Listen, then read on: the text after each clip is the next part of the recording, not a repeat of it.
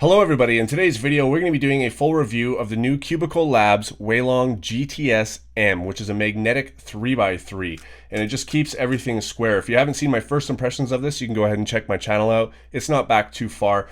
But yeah, anyways, I loosened the tensions on this. This is literally this is a huge difference maker for me on this puzzle. I loosened the tensions and now it doesn't feel like, like I said in my first impressions, when I push off of a layer, I'm no longer just pushing through lube and tensions. I'm pushing through, magnetic field and the force that, the attraction is giving, and I'm pushing through that, which gives it a slower, sluggish, heavier feel to the puzzle. Since I have backed off the tensions on this, that has completely gone away, and now I see what everybody's talking about. So basically, my opinion on this has completely changed. This is one of the best cubes I've ever tried. Is it going to be my main cube that I will use all the time? Just like the Ganzer and the WeiLong GTS Premium, this is the same. I mean, I could use any of them in competition and still feel really confident in my solves. And when I go to do some solves, I'm also going to show you some algorithms, and I'm going to show you it with the WeiLong GTS Premium and then with this one, so you can see how much more this puzzle stays in cubic shape compared to that one. So I like this one better than I like the premium version, which is my main. Now I'm kind of going back and forth between that and the Gans for my main, but I like this one better than I like the premium one, which is also very, very good as well. And it really was a direct result of loosening the tensions. And this is the very first premium cube of any kind that I've had to alter in any way at all in order to make it a really good cube. Usually the Cubicle has it set up perfectly. Now that being said, you might get a premium cube, any premium cube, or this one, and not really like it and have to adjust the tensions in order to do that. But this was the first one that I've ever had to do anything to, literally. But now it has turned into such an awesome cube. I get really good times with this. I'm doing my average or better. Corner cutting is still unbelievable. Like, you're gonna cut no matter which way you go. So I don't get any lockups from that. And I heard somebody saying just because it cuts any way doesn't mean you're not going to get lockups. Well, for me, I don't. So I don't know. I mean, lockups occur because, things just are stuck, and they do this. But I'm holding back in order to get that. It locks up so you can't turn it. But a cube that can turn any direction and cut no matter what, you shouldn't have lockups. That's my opinion on it. What do you guys think on that? Comment down below and let me know, because that was kind of a confusing comment to me, because personally, if it can cut any way, how can it lock up? And now that I've had it for a while too, the lube is totally worked itself in, and that the tensions are better now.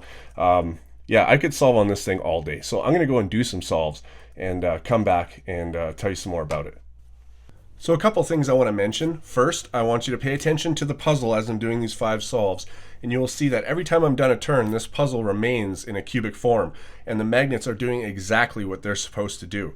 The other thing too is, I said in my first impressions that it would take me about a week to a week and a half to do this review because I wanted to take more time. It has been a week and a half, even though my first impressions has only been up for 4 or 5 days or something. I just didn't upload it until 4 or 5 days ago. So hopefully that clears that up. I want to take this time really quick to address a question that I've been getting a lot lately from doing these solve videos and stuff. And people are wondering, how did you get 12, 13, 14, 15 second solves while you turn a lot slower than me and I'm getting 20 second solves? How are you doing that? And what I've come to realize is that a lot of algorithms for F2L, I know how to execute them a lot faster than my ability to look ahead at my next pair. So if I execute them as fast as I can, I lose track of my next pair and then have to stop and look for it. So what I've done in order to get my times faster is to stop moving the puzzle as fast as I can. So I'm only moving it as fast as I can track pieces. Now that being said, I don't always track the pieces properly, and I still have to pause and look. But that is how I've been getting faster, is by paying attention to what I need to work on, which is look ahead. I know the algorithms for F2L. I don't need to work on them anymore. So I've slowed down. Anyways, let's take a look at this. This here is a premium, and you can see how everything doesn't quite perfectly line up right at the end there. Now this is a magnetic one. Watch, it's slowed down even more. It shoots back, right? I overturn and it shoots back by itself. The magnets pull it back, and that is what is really good. And when I'm done, it's in perfect cubic form again. Again, here's a non-magnetic GTS, and you can see how floppy this cube goes during this J-perm. You know, I still get the J-perm done, but in this one, you can see that it remains cubic at all time, especially on the very last move I do here, which is a U prime. You can see it overshoot and then correct itself again.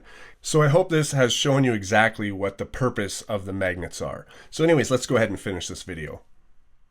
All right, guys, so you can see from the video how much better this thing just stays square, like in a cubic form. It always snaps back into its own place, more than the one without the magnets. Now, is that a big deal for you? I don't know. That's up for you to decide. For me, it's not a huge deal because, I mean, both of them cut well either way.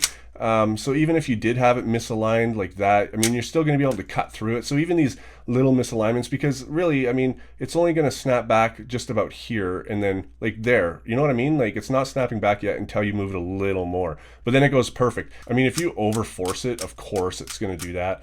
But in algorithms and solves and stuff, it basically stays in cubic form. In all those solves that you saw when I, you know, went down and hit the timer, it was perfectly square. There was none of this going on by accident. So the chance of getting a +2 by you know doing this, I think it's decreased because when you go like this, nothing is moving. Nothing is moving. It is a very good you know, thing for that, to be able to have the cube stay cubic in a sense. Anyways, guys, do I recommend this? If you are a fan of the WeiLong GTS and then you moved on to the GTS Premium and you're a fan of that, you are definitely going to be a fan of this. This is a huge improvement over either of those stock versions or premium ones. The magnetic is a really good idea, and I really hope that they implement this into a lot of other cubes and release them into the market. So I do recommend it, even though it is $49, but I mean, it's up to you. Is you know, having the perfect cube worth $49 to you? You'll have to wait and see. Thanks for watching, guys, and I'll see you on my next video.